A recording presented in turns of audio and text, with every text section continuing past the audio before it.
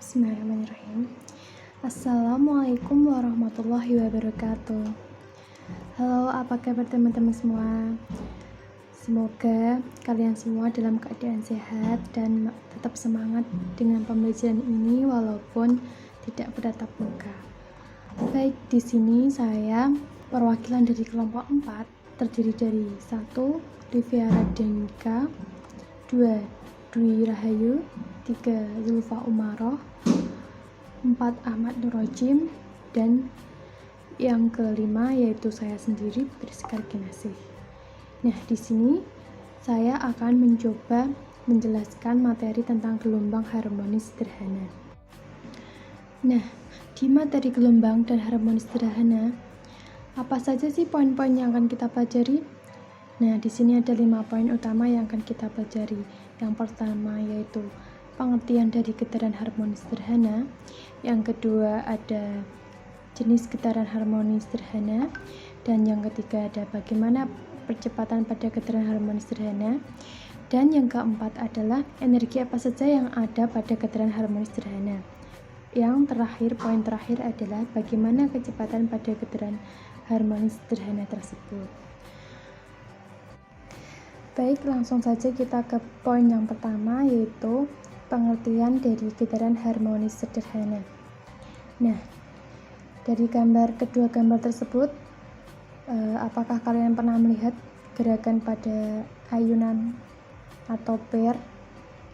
Nah, kedua gerakan yang kita amati ini termasuk golongan gerak harmonis sederhana. Ini adalah gerak bolak-balik di sekitar titik kesetimbangannya. Kalau kita perhatikan, bandul memiliki titik kesetimbangan di tengah, karena walaupun kecepatannya menurun, bandul akan tetap bergerak di sekitar titik kesetimbangannya tersebut. Jadi, getaran harmonis sederhana ini adalah suatu getaran yang arah resultannya gayanya selalu mengarah ke titik setimbangan.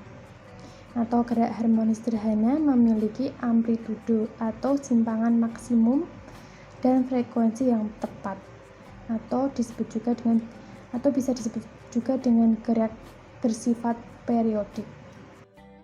Kemudian lanjut pada poin kedua, yaitu jenis getaran harmonik sederhana. Nah, di sini tuh jenis getaran harmonik sederhana dari kelompok kami itu ada 2, yaitu getaran harmonik pada bandul sederhana dan getaran harmonik pada pegas sederhana. Nah, kita bahas lebih dahulu pada getaran harmonik pada bandul sederhana. Nah, di sini dalam gerak harmonik sederhana, resultan gayanya memiliki arah yang selalu sama, yaitu menuju titik kesetimbangan. Gaya ini disebut dengan gaya pemulih.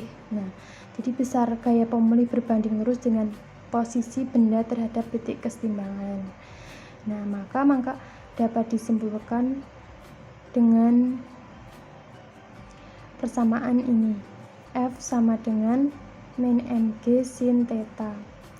Ini sebenarnya ada tetanya ya, maaf ya teman-teman. Nah,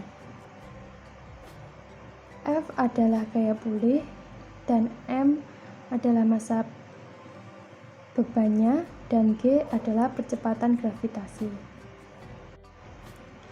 Selanjutnya hubungan frekuensi dan periode pada bandul sederhana. Ini bandul bisa juga pada ayunan tadi ya.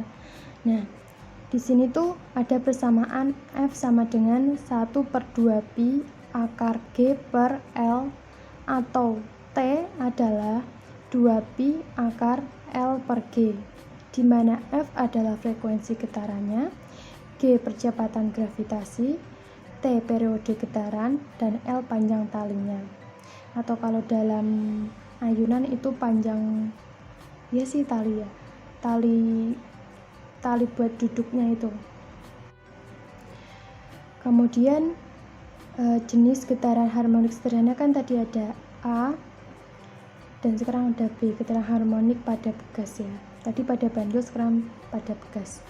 Nah, pada pegas ini frekuensi dan periode pada pegas ini adalah F sama dengan 1/2pi akar K per M, atau T sama dengan 2pi akar M per K, di mana F adalah frekuensi getaran, dan M massa beban, T periode getaran, dan K konstanta pegas.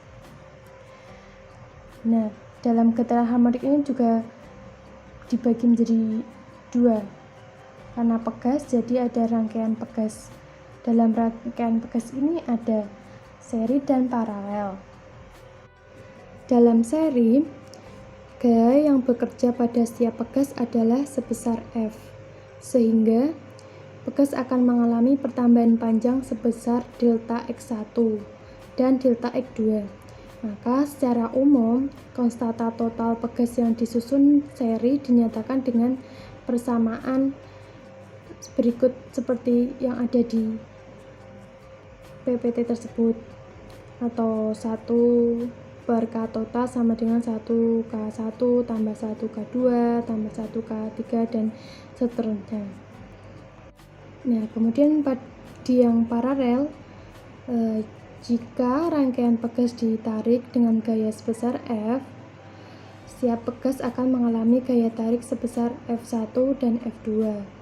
Pertambahan panjang seperti delta X1 dan delta X2 secara umum, konstanta total pegas yang dirangkai paralel dinyatakan dengan persamaan seperti pada gambar tersebut, yaitu K total sama dengan K1 tambah K2 tambah K3 dan seterusnya.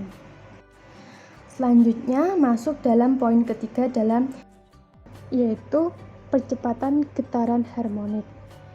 Dalam percepatan benda yang geraknya termasuk gerak harmonik atau termasuk gerak harmonik sederhana, dapat dihasilkan dari turunan pertama dari persamaan kecepatan atau turunan persamaan simpangan. Dapat ditulis dengan AY sama dengan min omega kuadrat Y.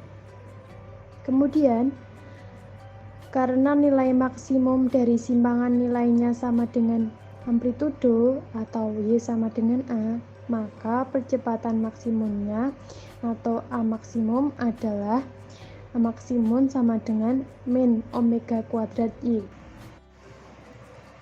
Kemudian pada poin keempat adalah energi getaran harmonik. Nah, dalam energi getaran harmonik ini dibagi menjadi tiga, yaitu energi kinetik gerak harmonik, energi potensial gerak harmonik, dan energi mekanik gerak harmonik. Nah, di sini kita bahas energi kinetik gerak harmonik terlebih dahulu. Nah, di mana EK maksimum adalah 1/M A kuadrat omega kuadrat A kuadrat dicapai jika cos kuadrat omega T sama dengan 1. Dan EK minimum sama dengan 0 dicapai apabila cos kuadrat omega T sama dengan 0. Jadi, energi kinetik maksimum gerak harmonik ini dihasilkan ketika berada di titik setimbang, sedangkan energi kinetik minimum dapat dihasilkan ketika gerak harmonik berada di titik balik. Nah, kemudian energi pada getaran harmonik yang selanjutnya adalah energi potensial, di mana energi potensial maksimumnya adalah setengah M omega kuadrat A kuadrat. Nah, dapat dicapai jika sin kuadrat omega T sama dengan 1. Nah, itu artinya omega T harus bernilai pi/2, 3pi/2, dan seterusnya. Nah, untuk energi potensial minimum merupakan sama dengan 0. Dapat dicapai jika sin kuadrat omega T sama dengan 0. Nah, artinya omega T harus bernilai 0, pi, dan seterusnya. Kemudian energi mekanik. Pada energi mekanik, sebuah benda yang bergerak harmonik adalah jumlah energi kinetik dan energi potensialnya, atau EM sama dengan setengah M omega kuadrat A kali A kuadrat. Nah, berdasarkan persamaan itu, dari EM sama dengan 1/2, kali M kali omega kuadrat kali A kuadrat. Energi mekanik dari suatu benda bergetar harmonik tidak bergantung dengan tempat dan waktu. Nah, jadi energi mekanik suatu benda yang bergetar harmonik dimanapun dan kapanpun nilainya tetap sama. Nah, seperti yang ada di rumus berikut itu ya.